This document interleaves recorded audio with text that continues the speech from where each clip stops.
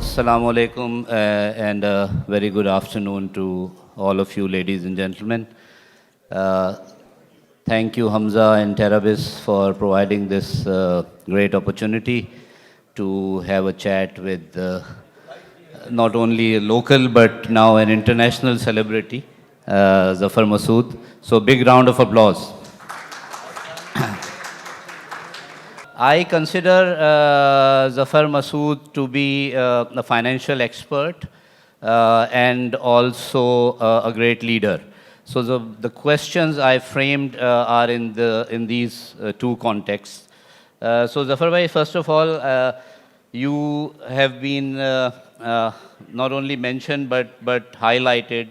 You are the first one to be mentioned in that Master Mentors, which is a very famous now book of Jeffrey Scott Jeffrey Miller. And in that, I think the one key message which he has ascribed to your style of leadership is management by empathy. So just share with our audience briefly as to what exactly is meant by that, and practically how do you put that into effect? Thank you, Adnan. Thank you, Hamza. Thank you to the DigiBAP team. I'm really honored and privileged to be here today and given this opportunity to share certain thoughts with you all. And I'm particularly honored that I've been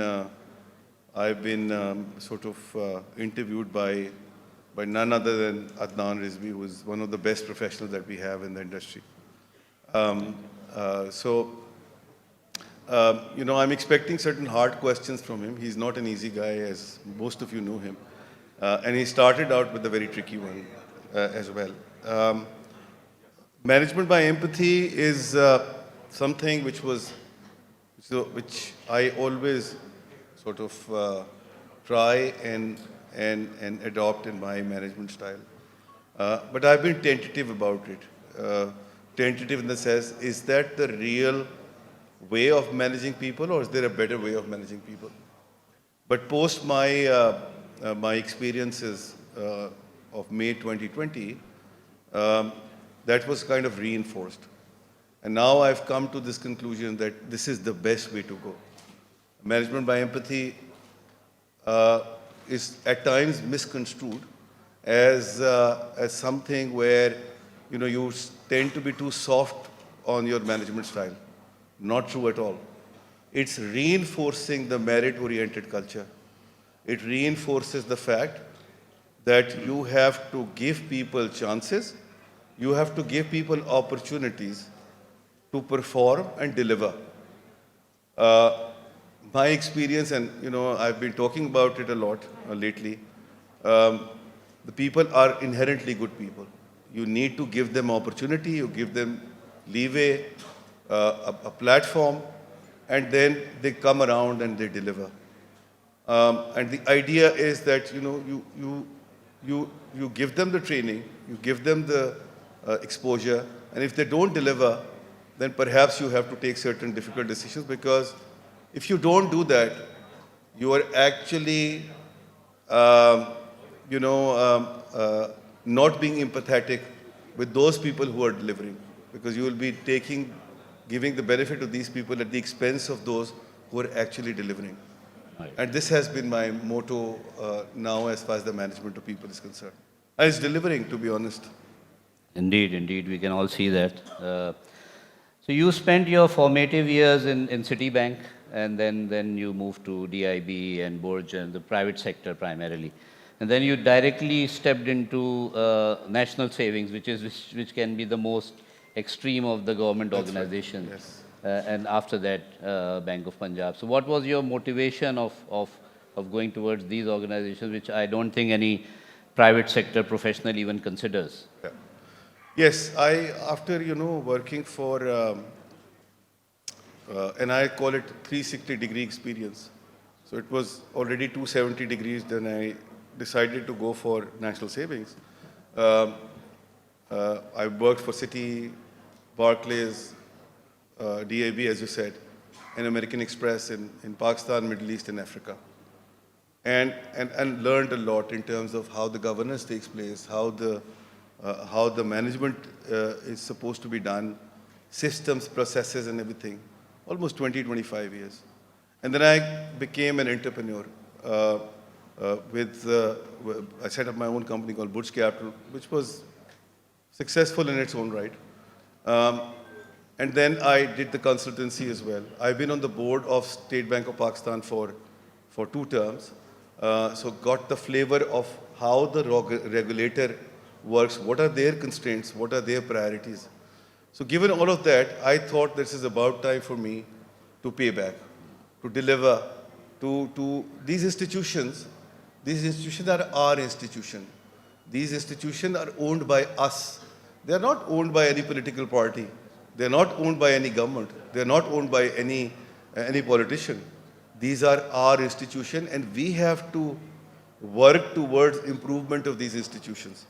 We have to make that difficult route to get there, and then make sure that you will deploy all your learnings in these institutions for the betterment of these institutions for the country in 2 ways. One, in terms of contributing to the exchequer or reducing the burden on the exchequer, but 2, in terms of public delivery, which is a critical aspect of these very purpose and critical aspect of these institutions.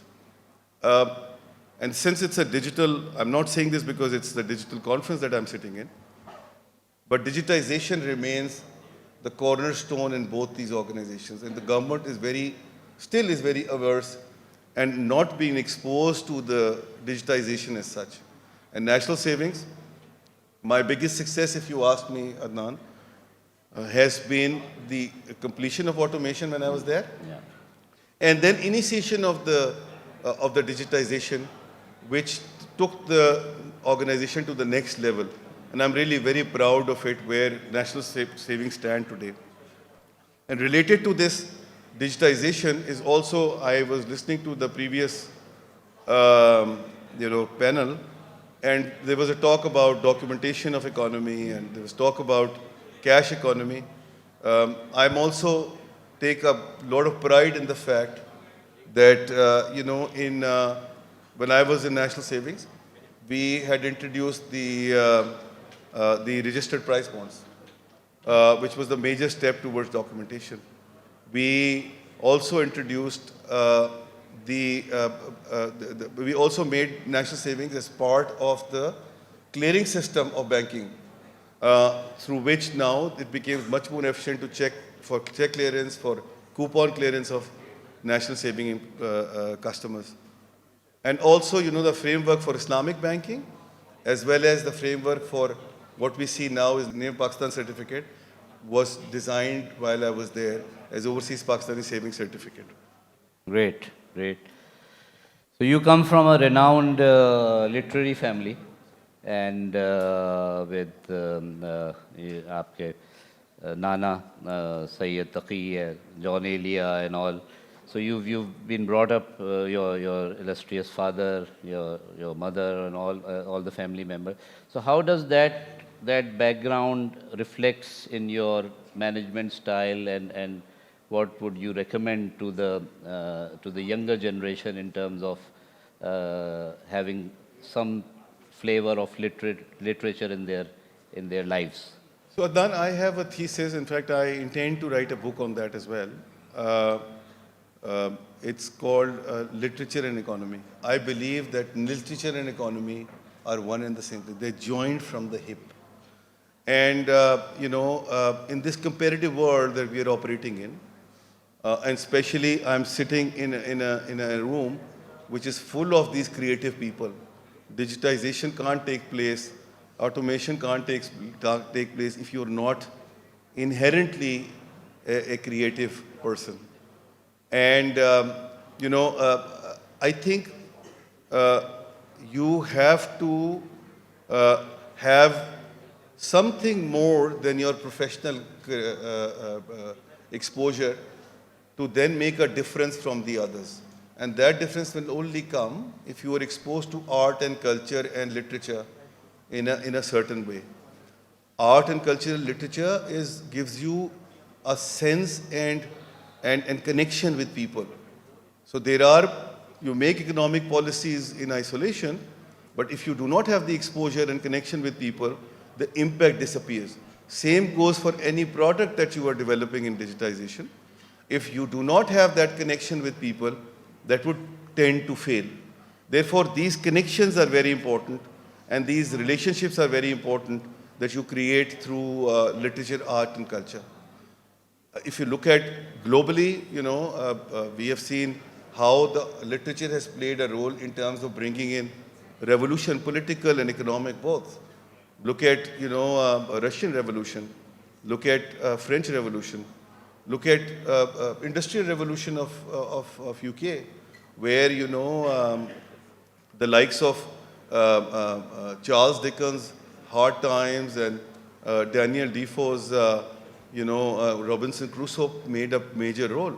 China, for that matter, Mao's little red book. All these things played a major role in giving people exposure and connecting each other, which then results into an economic development which is much more sustainable and long-term. And this is what was lacking in Pakistan. I think we need to connect the two, otherwise, we will hit the brick wall at some point in time. And Bank of Punjab is doing an excellent job in promoting Thank you very much. Thank you. Literature and culture. Now, finally, coming towards the macro picture, and you are a prolific writer. I think you are one of those who write pretty regularly on various economic issues, and having been at the helm of affairs of national saving, where you're seeing the entire sort of monetary and fiscal policy and all. So I think if just for the benefit of the audience, if you were to take charge of the economy, what are the 3 key steps you will take, or you would suggest the incumbent to take? Adnan, I always considered you as a well-wisher and a friend. But you're certainly not the one asking me this question, putting me on the spot on this one. The problem is that, our problems our issues are mammoth. They're enormous. And, confining them to 3 will be an even big task and a half, to be honest. But since you've already put me on the spot, let me try and figure out what those 3 areas could be. So if I were to think and start, then, and I've always advocated it, is the fact that, I think we need to make our institutions more independent, and I'm particularly referring to our regulators. Our regulators currently are, for example, under line management. They have to be made independent. We have to get the best talent from the market to run these organizations. Until and unless we do that, we will have a problem at hand.